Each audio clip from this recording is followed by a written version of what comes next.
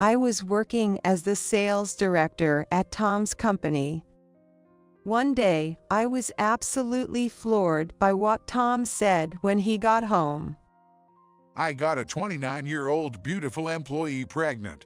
Please, let's get a divorce. I was taken aback. It was all too sudden, and I couldn't organize my farts. I told Tom that I wanted to have a discussion with the three of us later, and then I lay down on the bed in our bedroom. Emily was pregnant. It turned out I was the one with fertility issues. Even though I thought I had lost all feelings for Tom, I couldn't stop the tears from flowing. The next day, I overheard a conversation between Tom and Emily. Tom, why didn't you dump a woman who can't have an heir? Because she is competent at her job. There's no reason to fire her. Then let's just keep her around. Once the baby is born, she can take care of it. You're smart, Emily. She's a middle-aged woman, so she probably knows a thing or two about parenting well. Hearing their laughter, I clenched my fists. Always talking nonsense. You guys enjoy it while it lasts. I'll make sure they regret ever making fun of me. I'm Maria, a 44-year-old housewife. 10 years ago, at a reunion with college friends, I reconnected with Tom. Tom is the only son of a well-known local famous company. He lost his father when he was young, and now his mother serves as the company's chairwoman. Back in college, I shared a class with Tom but never got close to him, because a lively group always surrounded him, and I felt inferior due to our different backgrounds. However, upon reuniting, I found he didn't flaunt his wealth and was actually very friendly and cheerful. Later, after dining out together, Tom asked me to be his girlfriend, and eventually, he proposed. My family is just an average middle-class household. I was nervous that his mother might object, thinking I wasn't good enough, but when we went to meet his parents, they accepted me without hesitation. It seemed to make a good impression that I had studied accounting and business management in college, and had also obtained certifications. After getting engaged, I took a job at Tom's company, and now I'm working as the sales department manager, handling sales administration tasks. Growing up watching my parents' loving relationship, I always dreamed of getting married. I never doubted that if I were with the person I love, we could build a warm and loving home. So, I never thought our happiness would crumble in just a decade after getting married. At the beginning of our marriage, Tom was very kind to me. His friendships were extensive in addition to his company as the CEO, and so his weekends were scheduled almost every week. While they were Tom's friends, to me, they were strangers.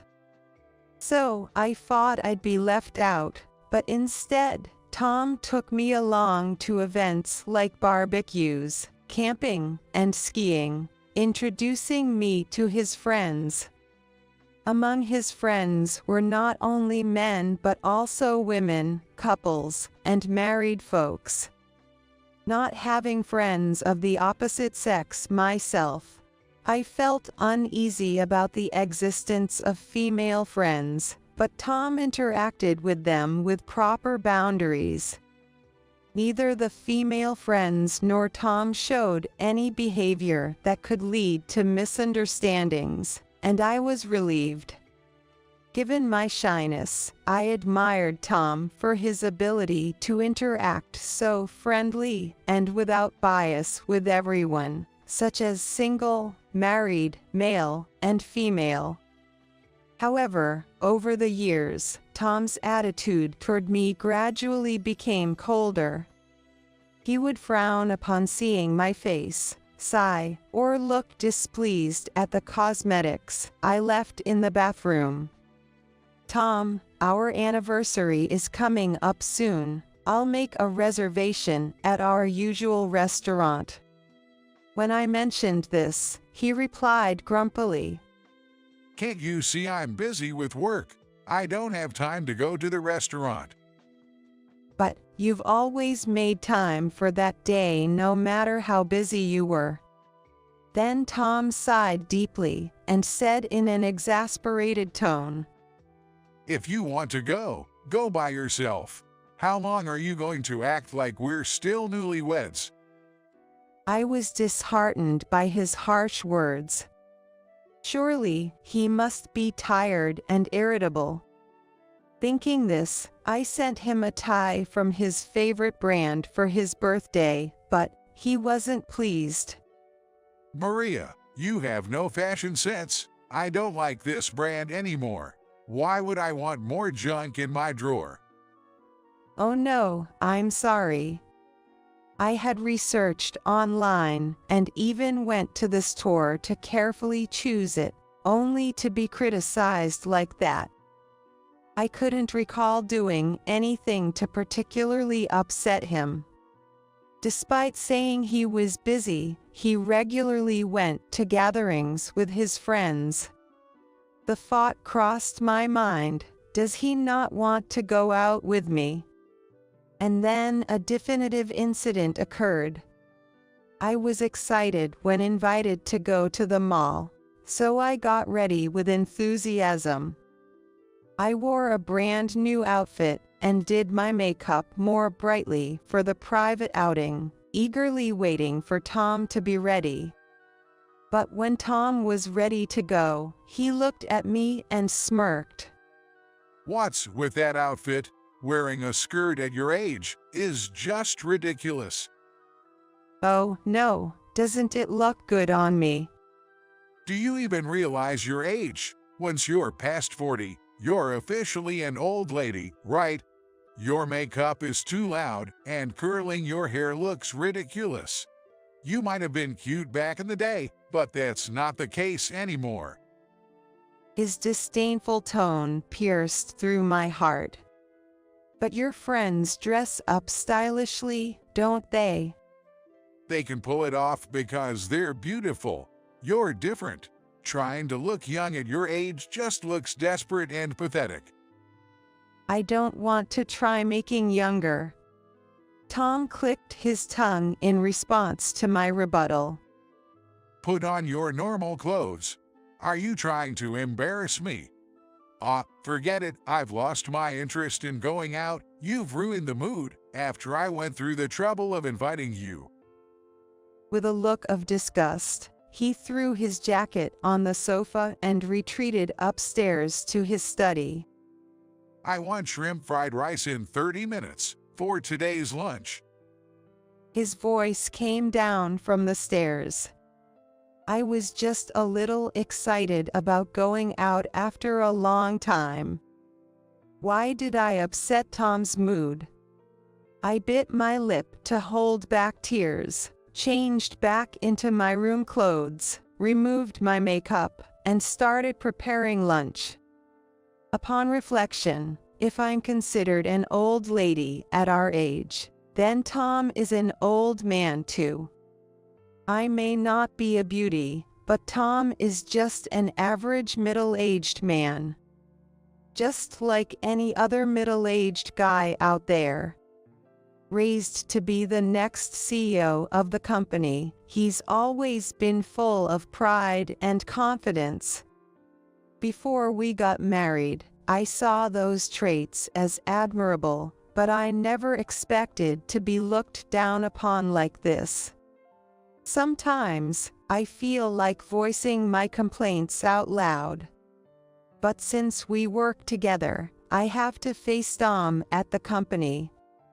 If there's awkward tension between us as a couple, it makes the employees feel uncomfortable too. With that in mind, I usually end up bending over backward to keep Tom's mood up. At home, Tom might be the lord and master, but step outside, and he's a completely different person, charming, leaving a great impression on everyone he meets. A textbook example of a second-generation heir with no real management skills, but loved by our clients and partners for his refreshing smile and affability. This is in stark contrast to his surliness at home. I'm the CEO, you know. Can I really be expected to eat such cheap food? I'd rather have instant noodles. He always complains if the meal isn't to his liking, slurping cup noodles next to me in a snide manner. Tom also seems to resent it whenever I have plans to go out while he's home. Going out without taking care of your husband, is that what a housewife does? I'm just going shopping for clothes. Lunch is ready to be microwaved, and I'll be back before dinner. You should be the one to serve meals. Being a housewife and all, living off the money I make, you sure have it easy. Though I earn less than Tom as the CEO, I also work full-time. I contribute to our living expenses, so I shouldn't be criticized for it. Moreover, when Tom took over the company from his mother, his inexperience caused some trouble with our business partners. And I was the one who went around apologizing for it. You were cute 10 years ago. Now, you've just worn out like an old rag. Lately, he's taken to picking on my appearance whenever he can. You're a failure as a wife since you couldn't produce an heir. I'm only keeping you around out of pity. Be grateful. I wanted kids too, but it wasn't meant to be. How about we see a doctor? There might still be time. When I suggest this, Tom shakes his head. I don't want to waste extra money on that. It's obviously your fault. I'll forgive you since you're good at your job. When I get frustrated, I meet up with my best friend, Arya, and vent to her. Since we've been friends since college, she knows Tom well and sympathizes with me. Tom puts on a good face in public, but then he takes out his frustrations on you at home. He is hopeless, isn't he? Arya frowned, resting her chin on her hand. Remember how he used to come crying, wondering what to do? Does he think he's the only one who's grown the company? Maybe he's forgotten where he started. I muttered. There was support from Mill and the other executives, but I worked hard too. Thanks, Arya. I feel a lot better now. As I thanked her, Arya responded with a bright smile. I'm always on your side, Maria. Whenever something comes up, just let me know. I'm here to help. Arya's supportive words lifted my spirits somewhat. Lately, Tom's behavior has been visibly strange. Claiming social engagements, he spends most weekends out. Even on weekdays, he doesn't come home until after midnight. Yet, he never seems tired, instead always looking like he's having a good time. One evening, after finishing the housework, I was reading in the living room. Today, Tom left in the morning without saying where he was going. I expected his return to be late at night. Then, unusually, he came home just after 8 p.m. Tom entered the living room, his cheeks flushed with excitement he could hardly contain. "Welcome back, you're home early today." Maria, you're gonna be glad. "What? Why?" I'm going to have a child. I blinked in disbelief. "Excuse me." I got a 29-year-old beautiful employee pregnant. Please, let's get a divorce. I stared at Tom, taken aback by the suddenness of it all, struggling to process what I had just heard. So, I'm finally going to be a dad. Finally, an heir. My mom would be thrilled. "Wait a minute, you've been cheating me." When I asked in shock, Tom nonchalantly replied, You know, Emily, from accounting.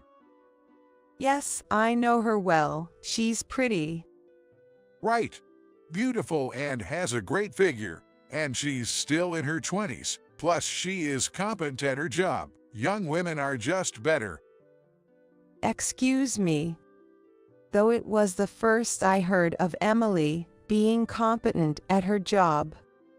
So, that means you are no longer needed. Let's get divorced. His blunt statement left me fuming. Over these 10 years, my dissatisfaction with Tom had accumulated, leaving me with no attachment to our marriage. But I am not so good-natured as to say, "Yes, I understand," in reply. If he had been cheating, then I needed to get a substantial settlement from both of them. Being put on the spot like this is troubling. "Could you invite Emily over? Let's have a discussion, the three of us." At this, Tom's voice perked up. I understood. I'll let her know. Watching Tom's happy stride towards the shower, I closed my book. I went upstairs to the bedroom and lay down on my bed, overwhelmed by a sense of emptiness. Overwhelmed by a sense of emptiness. More than the shock of being cheated on, I was devastated by the fact that he had gotten someone else pregnant.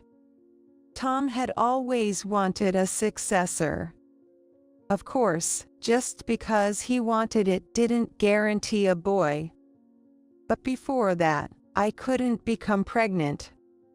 If Emily was, then it implied the issue was with me.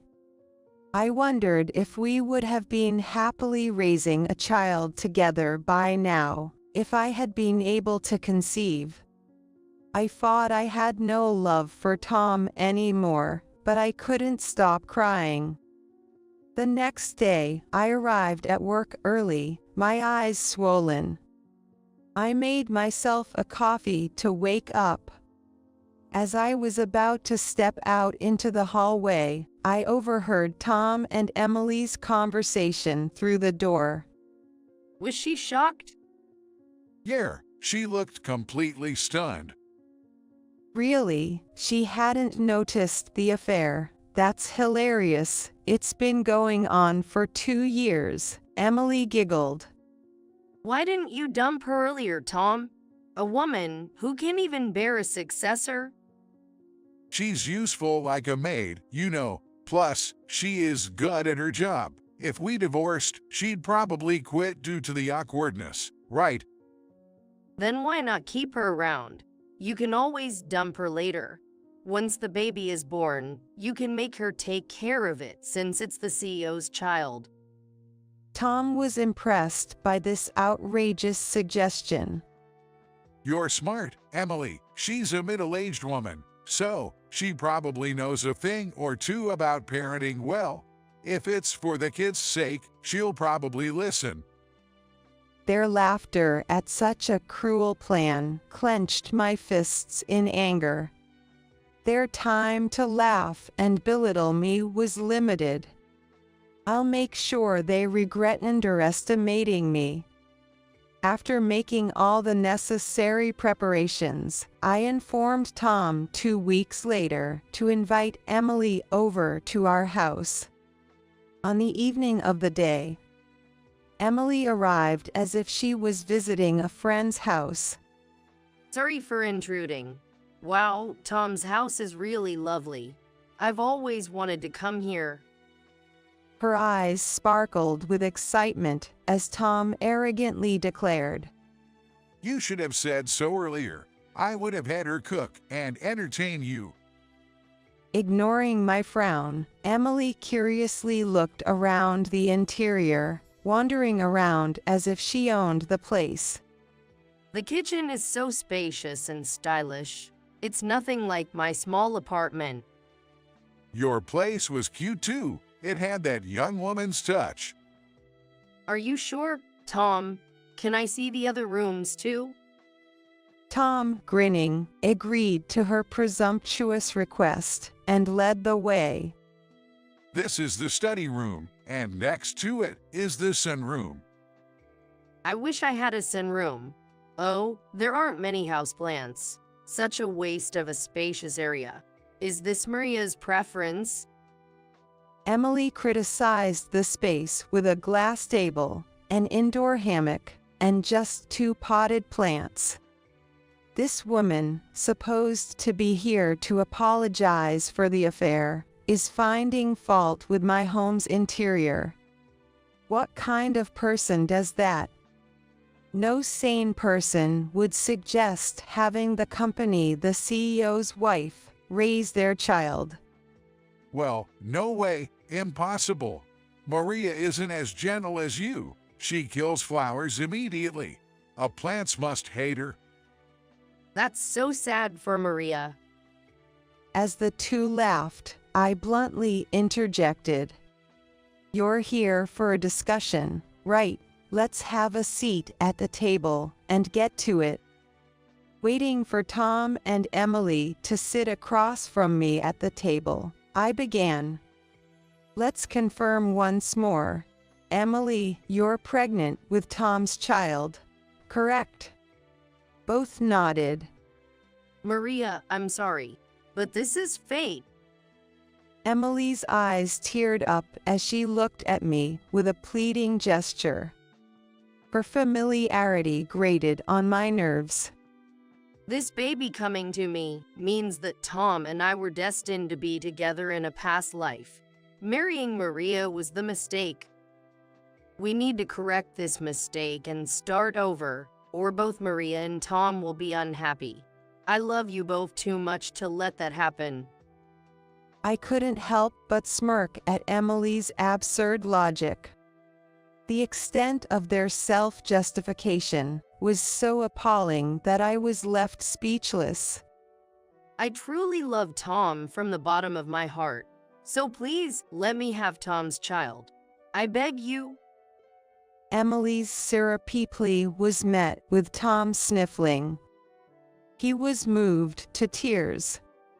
I love Emily too. It would be pitiful for our child to grow up without a father, especially since it's going to be the heir to Johnson Industry. We need to raise it with care, together as its parents. Their clingy display and earnest appeals only served to deepen my disillusionment. Any residual affection I had for Tom was now completely extinguished. I had no desire to continue as his wife. I am okay, but I'm quitting my job. What? Keep working, though. Tom frowned. At your age, quitting now would make it hard to find another job. Considering your contributions, we can keep you on here. I don't think so. I have qualifications in management. I'm sure I can find something else. Tom, you are so kind. If the CEO says so, Maria, you should stay. It doesn't bother me at all. I sighed at Emily's grinning face. That's impossible, because this woman... I paused for effect before dropping the bombshell. She has been embezzling company funds. What? What are you saying? Emily's eyes widened before she quickly looked away, her gaze falling awkwardly to the floor. What did you say? Tom showed a sudden panic. I kindly explained. This woman has been pocketing money meant for entertainment and travel expenses. She's been filling out blank receipts with her own amounts. As Tom's face paled, I continued in a calm tone. Nobody noticed for 2 years except for me. It only came to light after I conducted some interviews with related parties recently. I sighed heavily. Considering it's a family business, I thought it's time to cut ties. The thought of seeing your faces after the divorce disgusts me, so I'll be looking for a job elsewhere. Stop casting weird suspicions, please. Emily protested, her face contorted in discomfort. Where's the evidence for such a claim? The accounting manager you were cheating on threw up everything when the managing director asked. As I reached for my phone, Emily covered her face with her hands and burst into tears. I'm sorry. Actually, my father's company went bankrupt. My mother fell ill with an incurable disease and was hospitalized. My brothers rebelled against such parents, made debts, and disappeared. My salary alone wasn't enough. I just ended up doing it. Whether she had eye drops prepared or not, Emily cried violently. Tom, easily deceived, consoled Emily, deeply moved. That stuff. You should have told me. I didn't want to trouble you, Tom. All the money went to paying off debts. I can't pay it back. Tom seemed to believe her transparent lie. She must have spent all the money herself. What are you saying? Don't be so formal. Crying too much might affect the baby. How much was it? It's $20,000, and of course, I expect it all back. Depending on your attitude, I might even press charges for embezzlement. That much? We can cover. Who knows about this? The whole board. I'll keep them quiet. Emily, don't do it again. Yes, I won't. Thank you. I was disgusted by Tom stroking Emily's head. It is hard to believe the CEO's attitude. It felt like watching a poorly acted romance drama, making me nauseous. I suppressed my nausea and continued as planned. So, Emily working part-time at a hostess bar was also to help your family. Tom showed a flicker of disturbance at my words, but quickly pretended it was nothing. Our company doesn't prohibit part-time jobs. I wish you should have told me about it. I'm really sorry. Emily's face stiffened, a detail I didn't miss. Smiling, I laid out the photos I had acquired on the living room table. Stuff like this seems harmful to the baby, honestly questionable, but if it's Emily's decision, there's nothing I can do. Emily's expression changed instantly. She snatched the photos from the table. That was. Shots with her clients. Tom, you wouldn't want to see this. Emily answered with a forced smile, but I laid out different photos in front of Tom. He gasped. Understandably, since the photos showed Emily arm in arm with various men, happily entering hotels. Emily scrambled to gather the photos that suggested she had intimate relations with multiple men, but it was too late. Emily frantically tried to explain, as Tom was at a loss for words. It's not what it looks like. I felt sick during off-site dates and entered duress. I didn't do anything shady. Believe me, Tom. She pleaded with sparkling eyes, but even Tom was visibly shocked. Is that so? You don't believe me, Tom. That's so mean. You're the only one for me. Emily's feverish appeal to cling to Tom only made him display a bitter expression. I sighed heavily and stood up. Retrieving my private laptop from the bedroom and plugging in a USB I had received from a detective agency to play the damning audio evidence. Tom cried out in distress as the room filled with indiscreet sounds. Stop it. Stop it right now.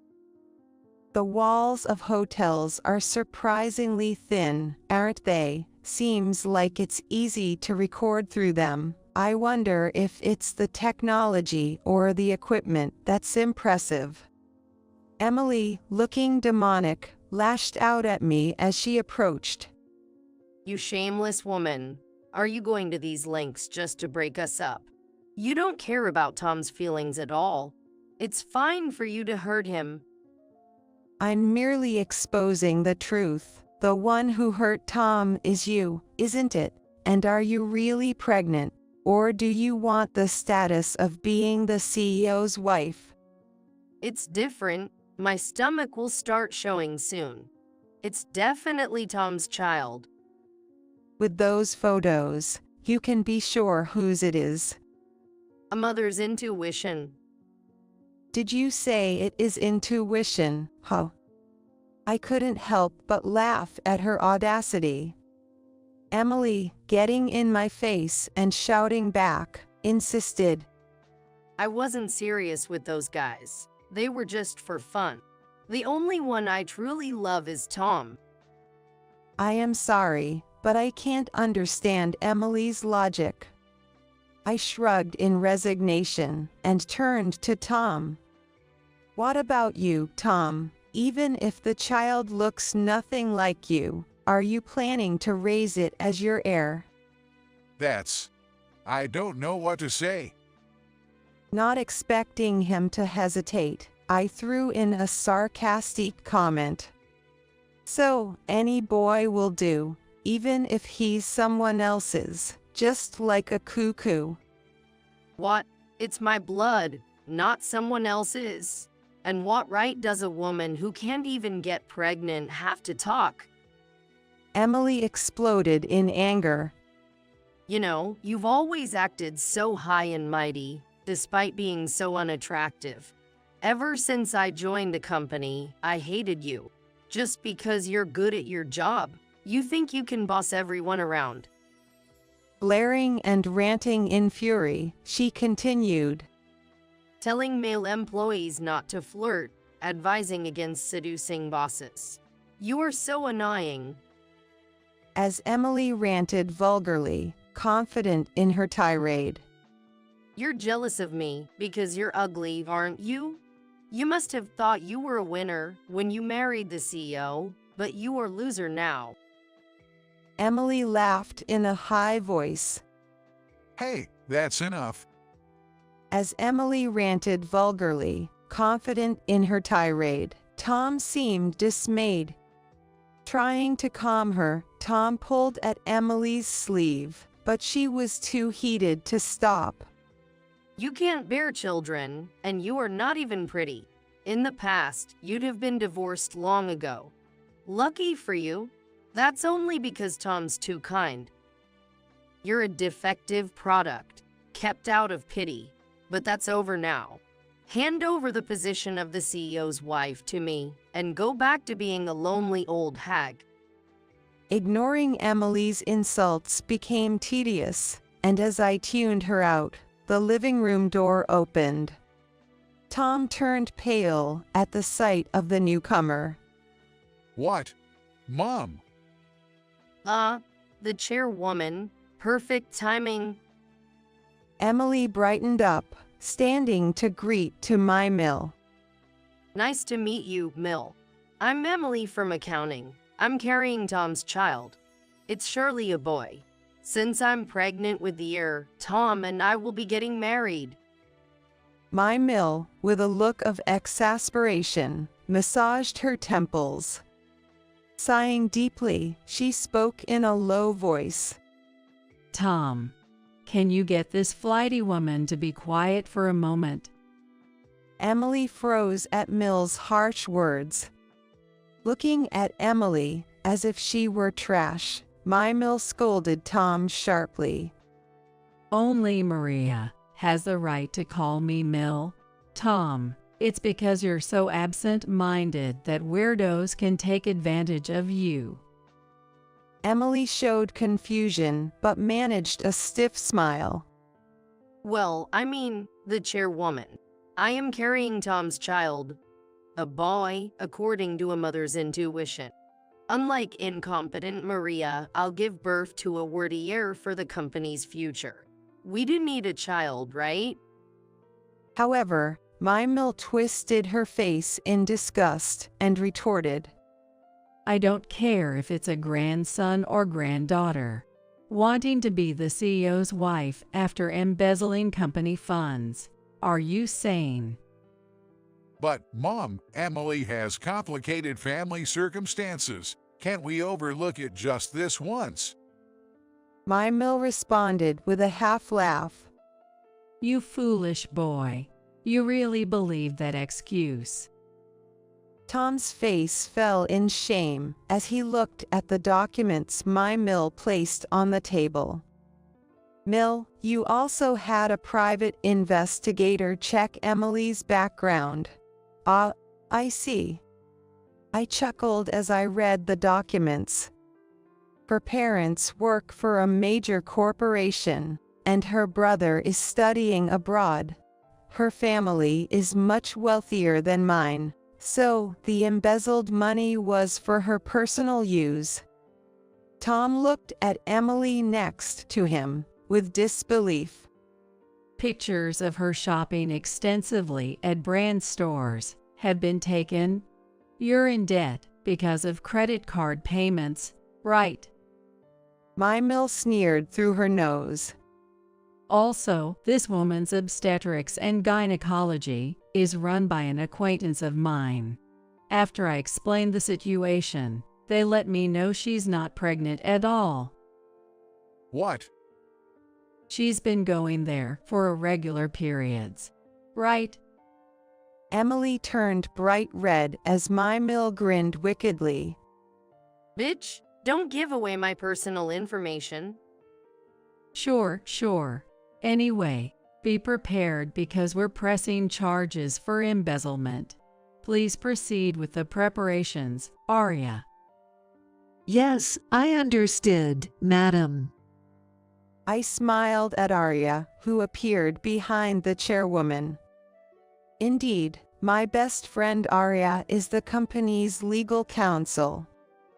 When Emily's embezzlement came to light, I informed my Mill and immediately consulted Arya. This was all while calculating the best moment to confront the situation, just as Tom was pressing me for a divorce. I'm so sorry for lying about being pregnant, but my love for Tom is real. Please believe me. Emily's tearful plea softened Tom's expression. Emily. That's right. Tom, you're being dismissed as the CEO for your irresponsibility in this affair. Tom and Emily gasped. Come on, just for an affair. You had an affair with a woman who embezzled. It's only natural. Not a single executive is on your side. This can't be happening.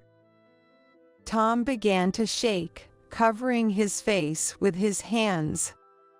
Tom was good at entertaining clients, remembered well by other company the CEOs, which is why we kept this good-for-nothing around. My Mill continued in a stern voice.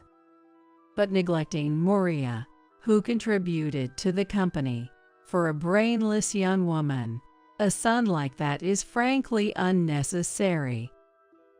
Lie. Fired. Please, spare me. I was deceived by Emily. Tom's voice sounded close to tears. Mom, I was wrong. It was just a moment of folly. I'll break up with Emily. Just keep me at the company. It's impossible to find another job at my age.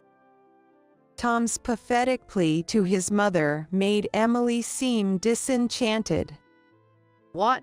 After all that doting on me, to turn around just because Mom says so? The worst. Emily glared, her disappointment palpable. I only cozied up to you because you were the CEO. If you were just a regular employee, a greasy old man 15 years my senior, I wouldn't have given you the time of day. What? You said you fell for me without caring about my title. This lying woman. Believing such nonsense, you're so gullible. That's why you got fooled by me. At Emily's words, Mimel shook her head in disgust. Both of you are as bad as each other. In that sense, you're well matched. Then the doorbell rang. Checking the front door monitor, there stood a police officer. Out of consideration for the neighbors, they had arrived in a patrol car without the siren. Emily, not expecting to be actually arrested, showed her panic.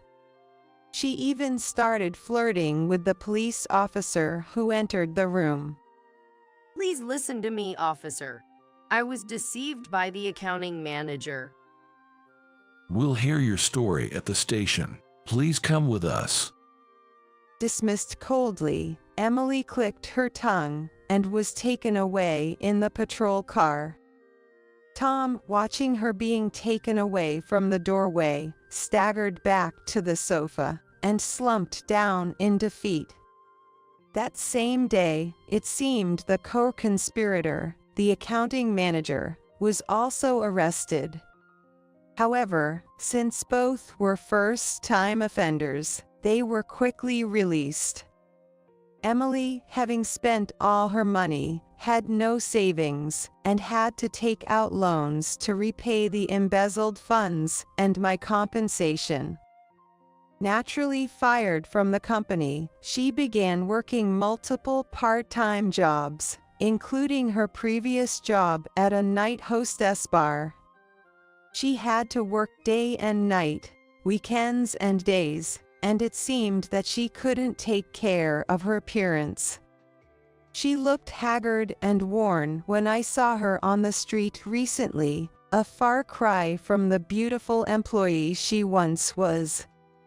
Meanwhile, Tom, spared from being fired, thanks to his mother's mercy, was transferred to a regional branch after our divorce.